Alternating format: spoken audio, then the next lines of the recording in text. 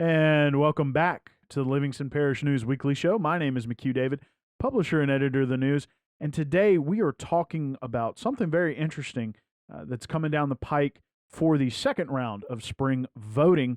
And that is going to be a millage renewal to fund a bond issuance for some improved facilities at Denham Springs High School. And the first person up on the gate to talk about this, he is the man that we are putting in front of the public first, is, sir, I'm going to ask you to introduce yourself so listeners can put a name with a voice. Yeah, I'm Andy Mclean. I'm the head coach of cross country and track and field at Denham Springs High School. And we appreciate you taking the time to join us today. It is Monday. Mr. McLean just got done with practice. And actually, Abigail O'Donohue was there today. Yeah, so Abby got to come and hang out with the team for a little bit. Quite a lot of success after graduating from Denham and going to LSU. Yeah, she's a 3-time All-American. She holds LSU's school record. For high jump, she's an SEC champion and just placed 4th at nationals. She's better than a lot of people at high jumping. So yes, we already brought it up. Today we're going to talk about the millage renewal that is on the ballot. It will be in the school district for Denham, which stretches from just north of the fast food Four Corners up there on Highway 16 down almost Port Vincent. A lot of people don't realize that. It goes down a pretty good ways in the south. I want to ask you, I mean, what's your knowledge about millages in general? Yeah, just that, it's an avenue to help fund projects, especially for public schools. It's a way for funding to happen, and I know that the bond that we're looking at is the bond that was used for Jubin and the developments they did there. And so what the school board and the district is asking is the ability to renew that bond at the same millage, no new tax, in order for us to take that money, and it's also refinancing the bond itself and using that funding to invest in the sports facilities around Denham Springs High School. Sure, and it is important to note, one, it is a tax that people are already paying. Correct. So it will not be a creation of any new or extra taxation. Excuse me. And I also wanted to bring up, you live in the district. Correct. So you coach and live in the school district. Yeah, absolutely. So let's talk about first and foremost, because we're going to be getting Coach Yellett and her husband in here talk about softball. Coach McCarroll will talk about baseball. Brett Beard will be coming in, talk about football from that standpoint. But I'm glad we started off with you because it's a little different for you. The three of them have facilities. You don't. Yeah. Y'all have a small practice area, and that's really about it. And you don't have anything for cross country, and you don't have anything for track. So, as a coach coming in for those sports, I'm pretty sure you and I talked at least a little bit. I know you talked to William Weathers and Rob DeArmond a little bit more in the sports, but this is something that you really wanted. Yeah. And tell us a little bit about, from your standpoint, what it would mean for you. We'll get into the kids in a little bit, but what it would mean for you to have this, renewal be successful. Right. Yeah. So I graduated from Denham Springs High School in 2005. We practiced on the asphalt track at North Park. For those who don't know the difference between an asphalt track and a rubber top track or a synthetic surface, is that a competition level track, you can wear what's called spikes. And so that's something we were never able to practice in because you can't wear metal spiked bottom shoes on asphalt. The other issue is that synthetic top track is considered an all-weather track. So you're able to go train even if it's wet. Well, once it rained, as it does throughout the spring season, constantly, that asphalt circle becomes very slick.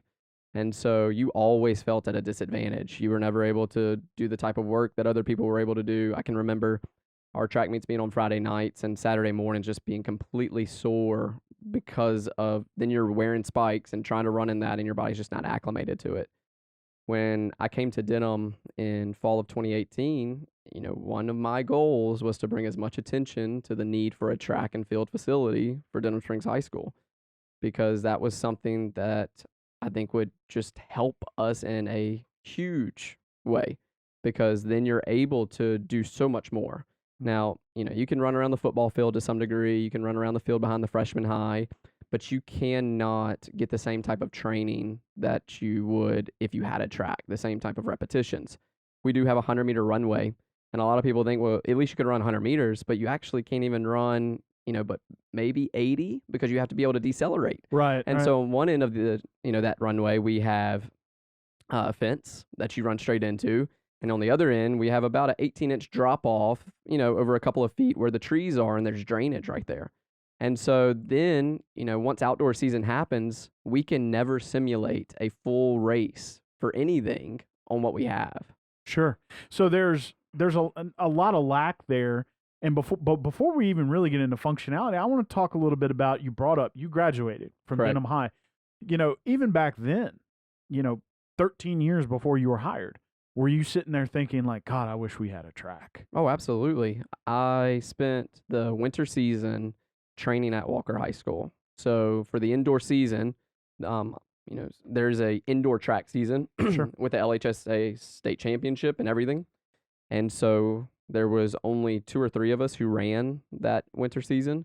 And I can remember I would get all my workouts and I would drive out to Walker to get those runs in. So we never had a team practice or anything. And I can remember thinking, if we had a track and I was able to train on this consistently, because, once outdoor season started, we had our whole team there and there's no way, we were going to split up in different parts. I can remember thinking that, man, we could do so much better. I could do so much better. We could be more competitive and get the quality training that we needed. Sure. And when you're thinking about taking that mindset and pulling it forward to a coach, what do you think? How does it make you feel, the idea that you've been able to get out in front of the community and getting out in front of your team, fellow faculty, and say, hey, this is something we can do for these kids? I mean, you now have that opportunity. How's that feel? Oh, I mean, it's fantastic. And I can remember saying to myself in August of 2018 when I started, saying, if I can't get this done, just as far as having the experience of being an athlete, I ran track and cross country at Denham, of being on faculty now, of being from Denham Springs, I've been in Denham Springs my whole life. Like, if I can't be the one who brings enough attention to it, I didn't have the funding, I didn't have, the money to build a track. Sure. As an endowment. It's several $1 million. Right. So I wasn't able to do that. But if I wasn't going to be the one who could at least advocate and bring the attention, I really didn't know who would. Sure. And I don't mean that in a selfish or an egotistical way. It was just a matter of, I think I understand what the disadvantage is. I had the experience of it. I was the last class to actually practice at North Park consistently. So Coach Ducote came in 2006, and all he did was run behind the freshman high and around the football field. Right. And so, I was literally the last one to run on that asphalt circle as part of training. I think the sign was still out there for a while that it said from, January 1st to May 1st, please allow Denham Springs High School to practice, on this track circle from 3 to 4:30. But, that was one of my main goals when I came here. Right. So from that standpoint, pulling that forward, and that's your mindset, and you're thinking about the kids you've already coached, the kids you will coach, how do you think that would make them feel? That somewhere in the middle of this, they understand that maybe for some of them, they're not going to realize this, but at least they know it's coming. And for others, they know it's coming, and maybe it gets them a little excited for the future. I mean, as a former cross-country and track athlete at Denham Springs High School, how do you think even just the idea of this makes your student-athletes feel? Yeah, I think there's a sense of excitement. There's a sense of satisfaction. I think it helps the student-athletes feel legitimate. I mean, I think in a lot of ways, whenever they tell somebody to come out to practice, if somebody's interested in joining the team and they say, meet us by the track, a lot of people say, what are you talking about? Where's the track? I mean, we refer that to our runways, but a lot of people don't even know we have that back there because it's kind of hidden behind the batting cages, behind the field where, the football players park during home games. And so to actually have a track that everybody sees, that everybody knows where to go to, that's where the track meets are, it gives them a sense of pride, right? I think it's very clear that basketball players, they know where to go for the basketball game, right? Mm-hmm. They go to the gym. Football players know where to go for the football game. I mean, the fact is we can never have a home meet until we have a track. Like, you can host a meet somewhere else, but you never have a true home meet.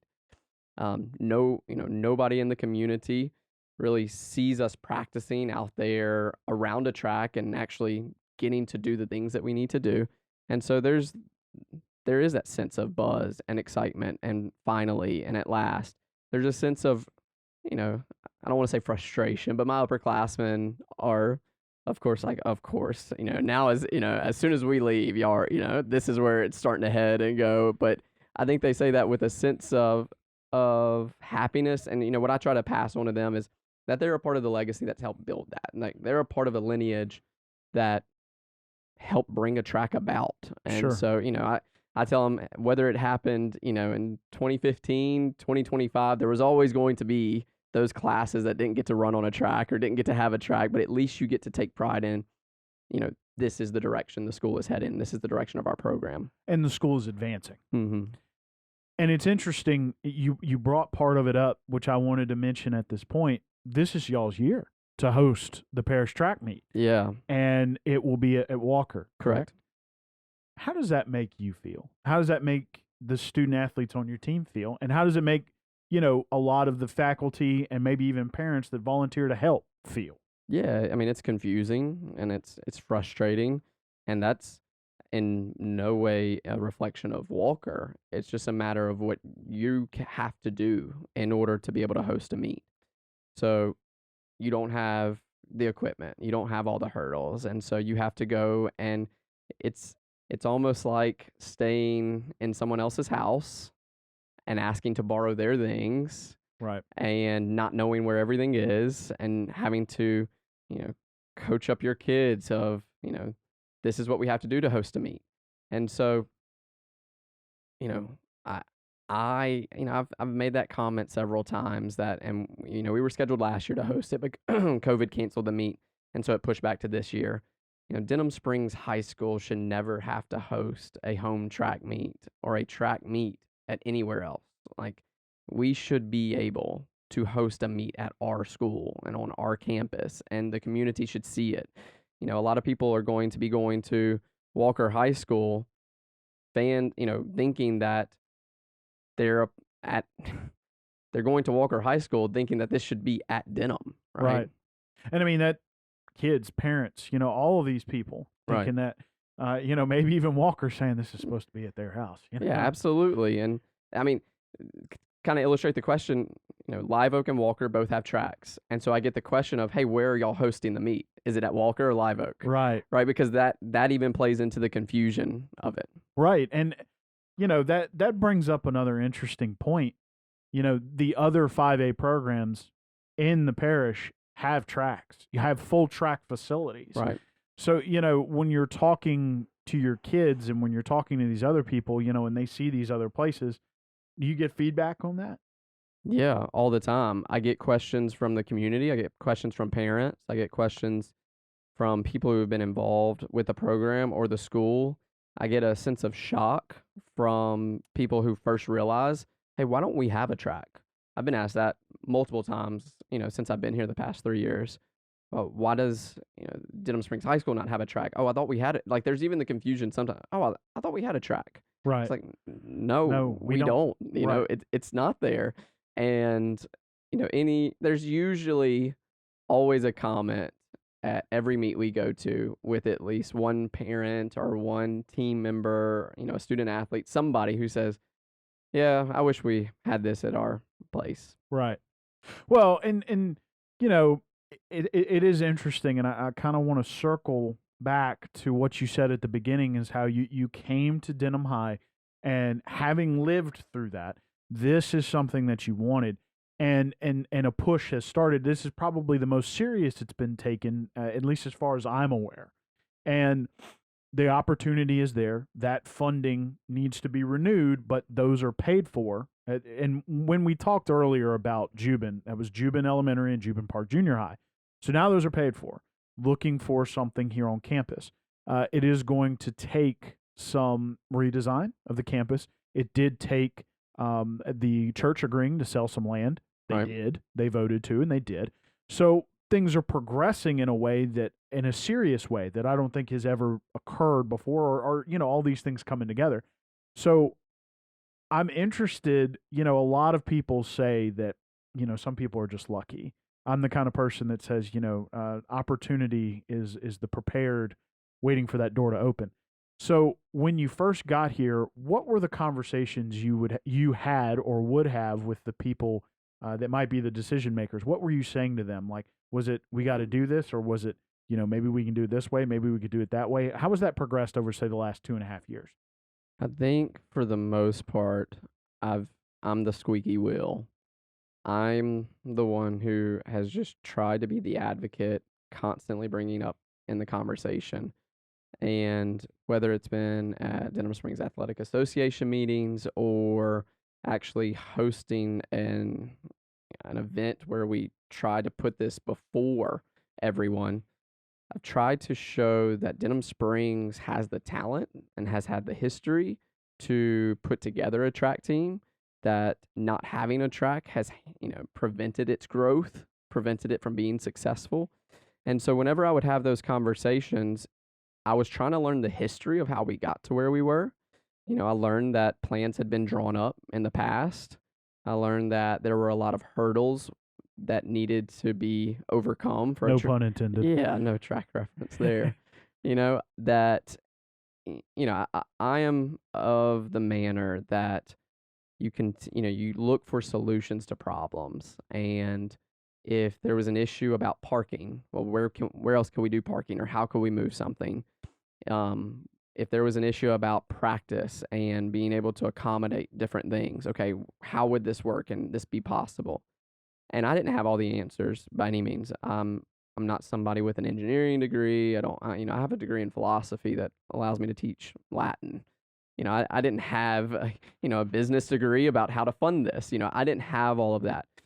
It was more of trying to find solutions to the questions, the problems, and Right. continuing to do that. And I know, quite honestly, that first semester when I started bringing it up, I was told good luck with, kind of tongue in cheek.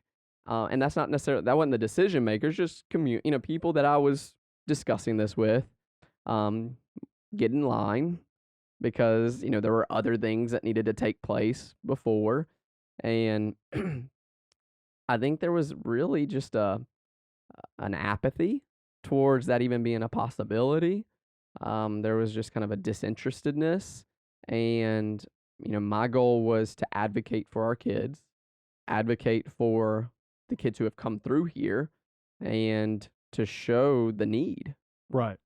And so, and what's interesting is a lot of people telling you that, and yet you persevered to the point where, as the squeaky wheel, when this other funding mechanism broke free, between you, baseball, softball, and of course,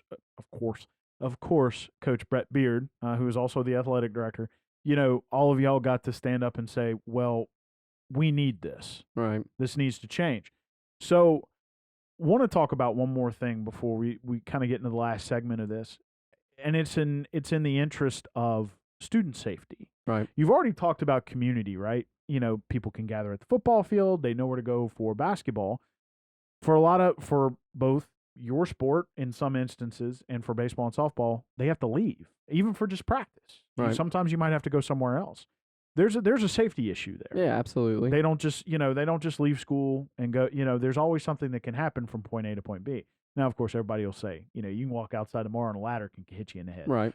But adding an extra layer of safety by making sure that these kids stay on campus for their after school activities, which includes track, field, cross country, how does that make you as a coach feel? Because I imagine a lot of times, you're finishing up class at 2:30. You're trying to get to your car. You're trying to get to North Park. You're trying to get practice started. Wouldn't, not just from a logistical standpoint, but from a safety standpoint, wouldn't that make both of those easier? Absolutely, yeah. Anytime that we've tried to arrange a practice at a track, not just North Park, but try to go somewhere else, we're talking about transportation, kids driving themselves. And while, yes, anything can happen at any given point, whenever somebody is having to leave Denham Springs High School and go somewhere else for a school function, you're increasing that risk, that possibility and potential. But not even just leaving the campus. If you consider what we have with that 100-meter runway, we have one sand pit on the other end. This year, we probably have right at about 30 to 35 athletes who do sprints, hurdles, and long jump or triple jump. It has become a very big issue this year of trying to communicate about who's in which lane and not running into each other. One of the issues that we deal with is having those, 8 lanes with 100 meters is I've got to practice my hurdlers at somewhere.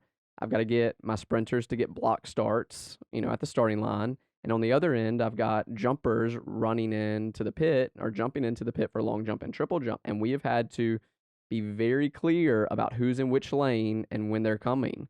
Because if you've ever seen somebody running full speed and somebody not paying attention and walk out in front, that's a huge safety issue.